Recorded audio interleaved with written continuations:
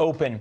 At every stop, President Trump hammers on his economic success as a reason to keep Republicans in control of the House and the Senate. This past week, he made stops in Iowa, Pennsylvania, Ohio, and Kentucky.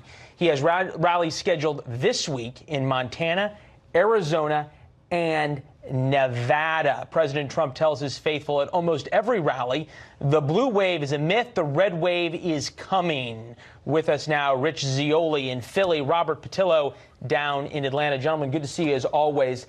Robert, you talk to Dems who are just so confident these days of a blue wave. Are you underestimating the power of the president's coattails? Well, I think what we've seen so far is that the president hasn't been able to pull people over with his coattails. We saw Roy Moore go down. We saw Ed Gillespie go down.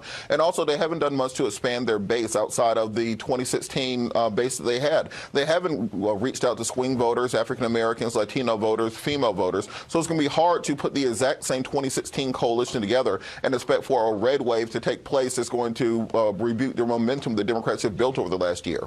Rich, you know, we have reporters at almost every one of these rallies, and they all report lines out the door, people coming hours ahead of time. You've got enthusiasm in the base, but as Robert points out, you've got to pull over swing voters. Is this the way the president and Republicans should go about it? Well, the economy speaks for itself, Leland, and I think that independent and swing voters need to look at the economy and ask themselves this question: will the economy suffer if Democrats get in charge of the House? Pelosi has the gavel, and they just start hearing after hearing and just try to grind government to a halt.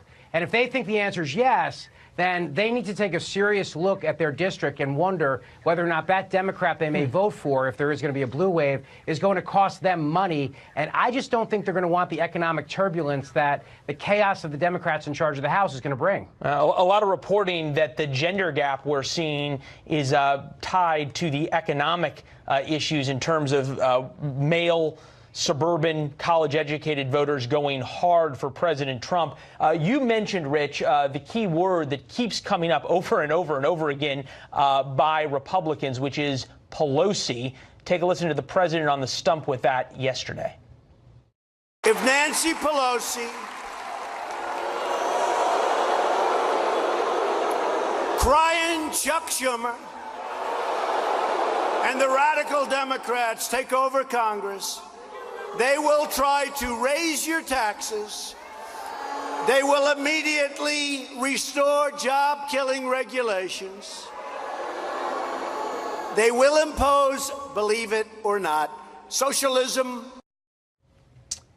All right, Robert, are Democrats sort of giving Republicans a free gift on this one of continuing to keep this leadership group that's so toxic and so unpopular in power?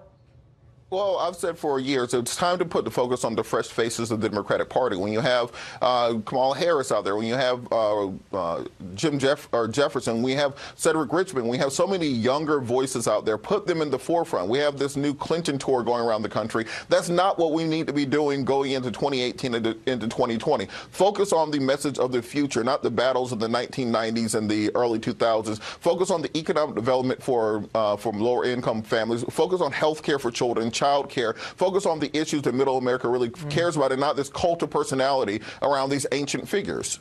All right, so Rich, if Democrats take Robert's advice, which so far he's been given it for years, but they haven't taken it so far, if they take that advice over the next couple of weeks and pivot on these issues, as we saw a fellow from down in Florida who's running for Congress as a Democrat try to do, is that a vulnerability for Republicans? No, Leland, because your guest earlier confirmed that they don't have an economic message. And the kind of economic message that Robert just alluded to is one of a lot of socialism, a lot of just government stuff. People don't want that. I think you're seeing now the coal industry is coming back. They want the government regulations to go away. They want the freedom to see the economy explode. And the Democrats are not selling that. They have no economic plan. So with all due respect to Robert, they're not taking his advice. What the Democrats are offering right now is to impeach the president, impeach Justice Brett Kavanaugh.